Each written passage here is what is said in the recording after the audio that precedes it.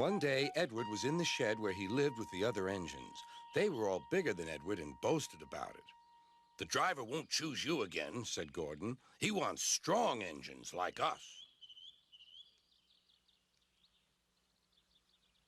But the driver and fireman felt sorry for Edward. "Would you like to come out today?" "Oh, yes, please," said Edward. So they lit his fire, made lots of steam, and Edward puffed away.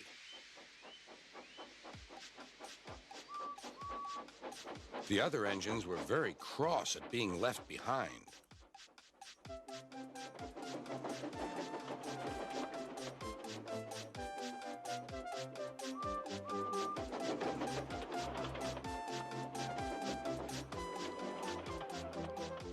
Edward worked hard all day. The coaches thought he was very kind, and the driver was very pleased.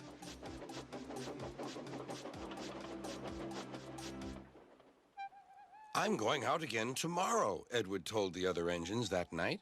"What do you think of that?" But he didn't hear what they thought, for he was so tired and happy that he fell asleep at once. Next morning, Edward woke up to find nothing had changed. Gordon was still boasting. "You watch me, little Edward, as I rush through with the express. That will be a splendid sight for you. Goodbye, little Edward. Look out for me this afternoon."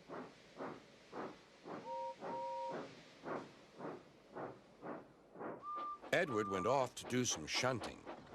He liked shunting. It was fun playing with freight cars. He would come up quietly and give them a push. Then he would stop, and the silly freight cars would go bump into each other. "Oh!" they cried. "Whatever is happening?"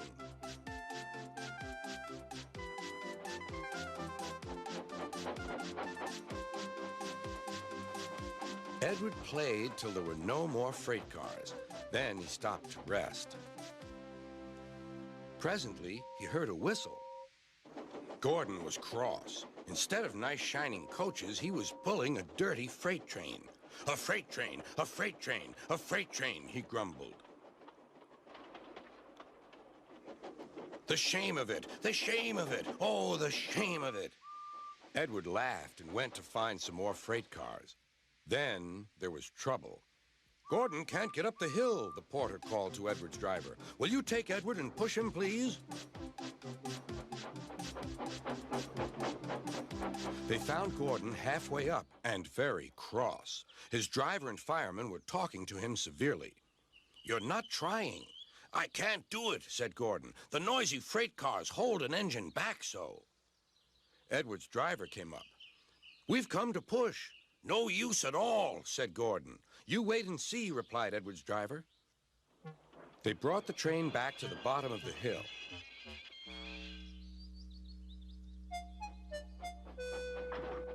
"I'm ready," said Edward. "No good," grumbled Gordon. They pulled and pushed as hard as they could.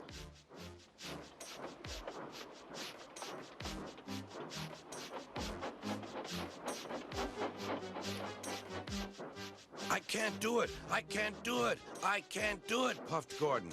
"I will do it! I will do it! I will do it!" puffed Edward. Edward pushed and puffed and puffed and pushed as hard as ever he could. And almost before he realized it, Gordon found himself at the top of the hill. "I've done it! I've done it! I've done it!" he said proudly. He forgot all about kind Edward and didn't say thank you. Edward was left out of breath and far behind, but he was happy because he had been so helpful. At the next station, he found that the driver and fireman were very pleased with him.